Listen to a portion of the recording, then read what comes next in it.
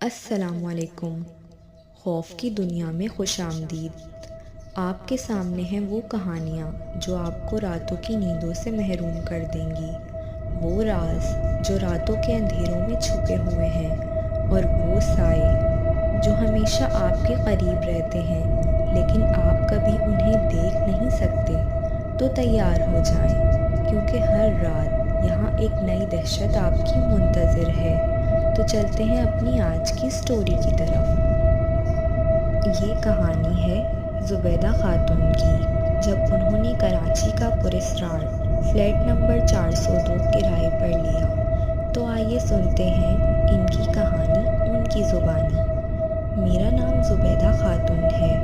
میں 52 سال کی ہوں اور بیوہ ہوں۔ ایک بیٹی ہے جس کا نام فائزہ ہے۔ میرے شوہر کا اپنا گاڑیوں کا بزنس تھا، لیکن 2015 میں بزنس میں اچانک لاس ہونے کی وجہ سے میرے شوہر کو دل کا اٹیک ہوا اور انتقال کر گئے۔ ہمارا گھر بھی بزنس کے لونز اتارنے میں بک گیا۔ میری بیٹی فائزہ گریجویشن کمپلیٹ کر چکی تھی۔ والد کی وفات کے بعد فائزہ نے ہی گھر سنبھالا۔ فائزہ کا آفس دور ہونے کی وجہ سے ہم نے قریبی رہائش گاہ کی تلاش شروع کر دی۔ ہم نے کراچی کلفٹن کا فلیٹ نمبر 402 کرائے پر لیا۔ فلیٹ کی پیمنٹ ادا کر کے جب ہم باہر نکلے تو انہی فلیٹس میں مقیم ایک خاتون سے ملاقات ہوئی۔ بہت خوش مزاج خاتون تھیں۔ جب ان کو پتہ چلا کہ ہم جلد ہی ان فلیٹس میں شفٹ ہو رہے ہیں تو انہوں نے مجھے اور فائزہ کو ڈنر پر بھی انوائٹ کیا۔ باتوں باتوں میں انہوں نے فلیٹ نمبر پوچھا۔ جب میں نے ان کو بتایا کہ فلیٹ نمبر 402 میں ہم شفٹ ہونے والے ہیں، یہ سنتے ہی ان کی ساری خوش مزاجی ایک عجیب سے خوف میں بدل گئی۔ ان کی آنکھوں میں ایک خوف کی لہر دوڑتی ہوئی نظر آئی، چہرہ اتر سا گیا اور ایک عجیب سے خوف کے اثرات چہرے پر نمایاں ہونے لگے۔ یہ دیکھ کر مجھے بھی کافی حیرت ہوئی۔ اس سے پہلے کہ میں ان سے کچھ پوچھتی، وہ مجھے کچھ بولے بغیر ہی وہاں سے جانے لگیں۔ میں نے ان کو روکا اور پوچھنا چاہا کہ آخر کیا ہوا ہے، لیکن انہوں نے بنا کچھ بتائے مجھے خدا حافظ کہا اور کہا کہ بھول جاؤ کہ ہم ملے تھے، اور یہ کہہ کر وہ وہاں سے چلی گئیں۔ یہ دیکھ کر مجھے بھی کافی تعجب ہوا کہ آخر ایسا کیا تھا اس فلیٹ نمبر 402 میں۔ کاش وہ مجھے اسی دن سب بتا دیتی تو میری زندگی میں یہ سب کچھ نہ ہوا ہوتا۔ میں نے اس کے بعد ان اپارٹمنٹ کے ڈیلر سے پوچھ گچھ کی تو انہوں نے کہا یہ سب دوسرے کنسٹرکشن گروپس کی بنائی ہوئی باتیں ہیں تاکہ خوف میں لوگ ان اپارٹمنٹس میں آباد نہ ہوں۔ اس ڈیلر کی بات سن کر میں کچھ مطمئن سی ہو گئی اور آخر ہم وہاں شفٹ ہو گئے۔ میری بیٹی فائزہ بہت ہی سیدھی سادی لڑکی تھی، نہ تو اس کی کوئی سہیلیاں تھیں۔ کالج یونیورسٹی میں بھی اس کا دھیان صرف پڑھائی پر ہی ہوتا تھا، اور گریجویشن کمپلیٹ کر کے والد کے انتقال کے بعد جب اس نے جاب سٹارٹ کی تو ساری تنخواہ مجھے لا کر دیتی۔ اپنا سوچنے سے پہلے ہمیشہ گھر کے خرچہ اور میرا سوچتی۔ والد کے انتقال کے بعد گھر کا رینٹ اور سارا خرچہ فائزہ ہی تو سنبھال رہی تھی۔ گھر میں شفٹ ہونے کے بعد ہم نے تھوڑی بہت کچن کی سیٹنگ کی اور تھکان کی وجہ سے ہم جلدی سو گئے۔ فائزہ کو صبح آفس بھی جانا تھا۔ رات گزر گئی۔ صبح جب میں ناشتہ بنا کر ڈائننگ ٹیبل پر لائی تو مجھے آج فائزہ کچھ الگ ہی نظر آئی۔ وہ خوب اچھے طریقے سے تیار ہوئی ہوئی تھی، بال کھلے تھے، چشمہ آنکھوں پہ نہیں تھا، چہرے پر ایک الگ ہی احساس تھا۔ حالانکہ اس سے پہلے کبھی وہ اس طریقے سے تیار نہیں ہوئی تھی۔ ایک عجیب سی پرکشش سی خوشبو اس کے پاس سے آ رہی تھی۔ میں نے فائزہ کو کہا، آج تو بہت پیاری لگ رہی ہو، میری بیٹی ہمیشہ ایسے ہی کیوں نہیں رہتی ہو، اور پرفیوم کون سا لگایا ہے؟ وہ مسکرائی اور کہا، بس ایک بہت ہی خاص پرفیوم ہے۔ ناشتہ کرنے کے بعد جب فائزہ آفس کے لیے گھر سے نکلی، میں نے اسے خدا حافظ کہا اور گیٹ بند کرنے والی تھی کہ میری نظر سامنے والے اپارٹمنٹ پر پڑی، جس کا گیٹ تھوڑا سا کھلا ہوا تھا اور ایک عورت چھپ کر ہمیں دیکھ رہی تھی۔ جیسے ہی میں نے اس سے بات کرنا چاہی، اس نے فوراً ہی گیٹ بند کر لیا۔ ایسا روز ہونے لگا، جب بھی میں یا فائزہ گھر سے باہر آتے جاتے، وہ ہمیں چھپ چھپ کر دیکھتی۔ ہم نے بھی اس پر دھیان دینا بند کر دیا۔ دن بدن فائزہ کے بھی بیہیویئر میں کافی تبدیلی نظر آنے لگی۔ میری بیٹی، جو اپنا سوچنے سے پہلے گھر کا اور اپنی ماں کے بارے میں سوچتی تھی، اب اپنی ساری سیلری اپنے کپڑوں اور میک اپ پر خرچ کرنے لگی تھی۔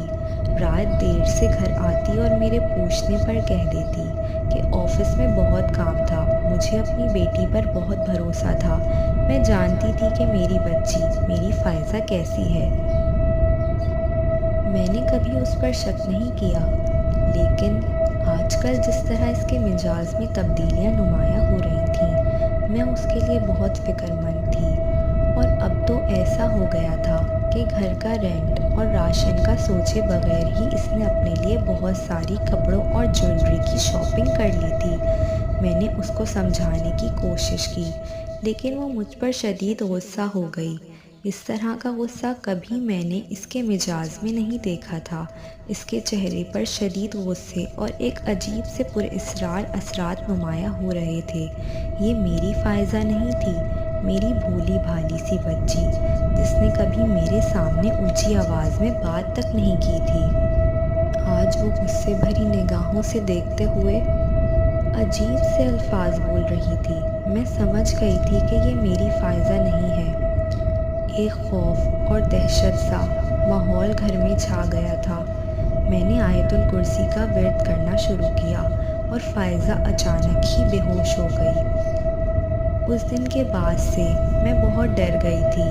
ایک ہی تو بچی تھی میری، میں بہت فکر مند تھی اس کے لیے۔ صبح ہوتے ہی میں ایک مولوی کے پاس گئی اور ان کو سارا ماجرا سنایا۔ انہوں نے مجھے کچھ آیات ورد کرنے کے لیے دیے اور پھر کچھ دن تک سب صحیح رہا۔ میں نے ان آیات کا ورد کرنا چھوڑ دیا، یہ سوچ کر کہ اب تو سب صحیح ہو گیا ہے۔ لیکن اسی رات جب میں اور فائزہ سو رہے تھے،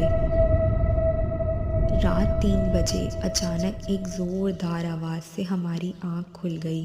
یہ آواز اتنی تیز تھی جیسے کوئی دیوار میں کیل ٹھوک رہا ہو، اور پھر یہ آواز مستقل آنے لگی۔ فائزہ بہت ڈر گئی۔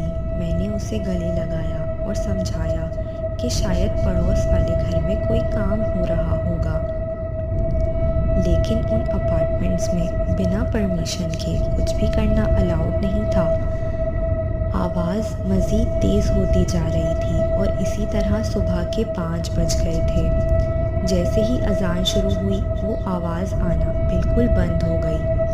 میں نے نماز فجر ادا کی اور چونکہ صبح ہو چکی تھی تو ناشتہ کر کے فائزہ کو آفس کے لیے روانہ کیا۔ آج بھی وہ عورت چھپ کر مجھے اور فائزہ کو دیکھ رہی تھی۔ آج میں اس کے پاس چلی گئی۔ رات میں جو کچھ ہوا، میں نے اس سے پوچھنا چاہا۔ وہ مجھے دیکھ کر گیٹ بند ہی کرنے والی تھی کہ میں نے گیٹ پکڑ لیا اور اس سے بہت اصرار کیا کہ آپ سب جانتی ہیں، مجھے پتہ ہے، جب سے ہم اس فلیٹ میں شفٹ ہوئے ہیں، ہماری زندگی ہی بدل گئی ہے۔ آپ پلیز میری مدد کیجیے۔ یہ سن کر اس نے مجھے اندر بلا لیا۔ گھر میں اس کا شوہر تھا جو ٹی وی دیکھ رہا تھا۔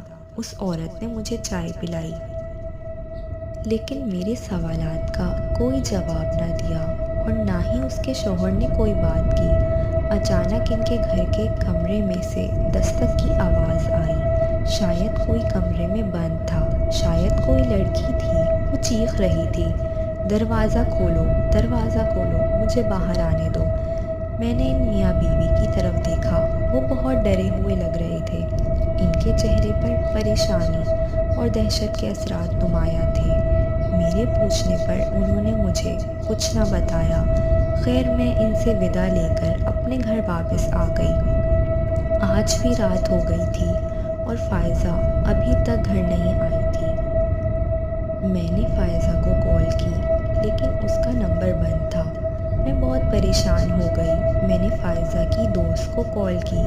اس نے بتایا کہ فائزہ تو آفس سے جا چکی ہے۔ میں نے جیسے ہی فون بند کیا دروازے پر دستک ہوئی۔ میں نے گیٹ کھولا تو فائزہ تھی۔ میں نے اس سے پوچھا، فائزہ اتنی دیر کہاں لگا دی؟ اس نے میری کسی بات کا جواب نہ دیا اور سیدھا اپنے کمرے میں چلی گئی۔ میں اس کے پیچھے گئی اور اس بار میں نے غصے سے اس سے پوچھا، فائزہ اب بہت ہو گیا ہے، آخر تم اتنی دیر تک کہاں تھیں؟ وہ ڈریسنگ ٹیبل پر بیٹھی تھی اور بال کھلے تھے۔ جب اس نے میری کسی بات کا جواب نہ دیا تو میں نے اس کے پاس جا کر اس کا کندھا ہلایا۔ جو ہی میں نے اس کا کندھا ہلایا، اس نے میری طرف بہت ہی غصے سے دیکھا۔ اس کی آنکھیں جیسے لال سرخ پتھرائی ہوئی، وہ مجھے بنا پلک جھپکائے گھورے جا رہی تھی اور ایک عجیب سی مردانی سی آواز میں اس نے مجھے کہا، جاؤ یہاں سے، یہ میرا گھر ہے۔ یہ سن کر میں بہت ڈر گئی اور چیختے ہوئے باہر آ گئی۔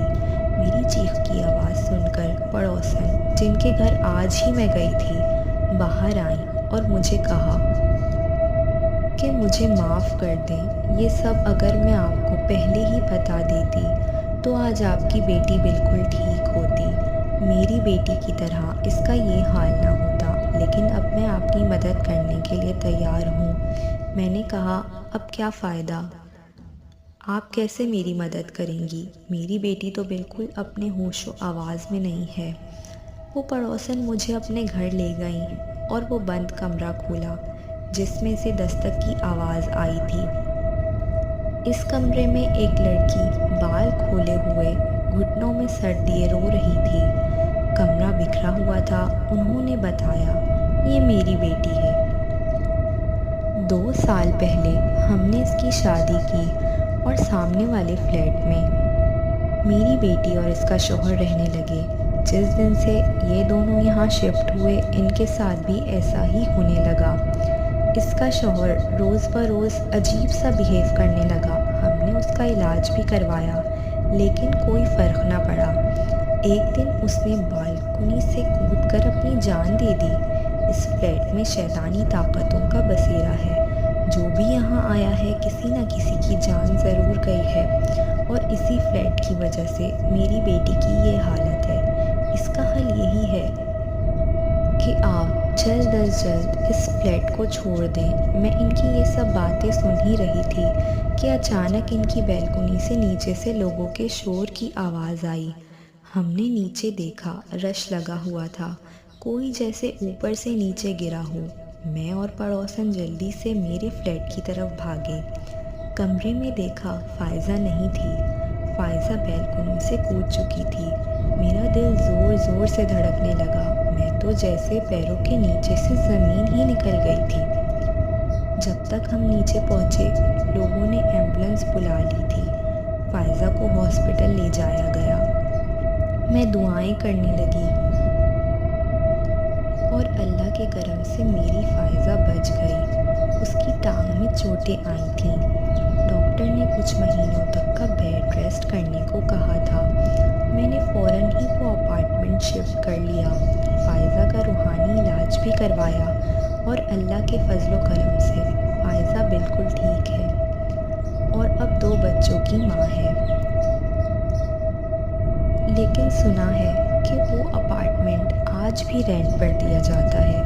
اتنے حادثات کے بعد بھی پیسوں کی لالچ میں لوگوں کی جانوں سے کھیلا جا رہا ہے۔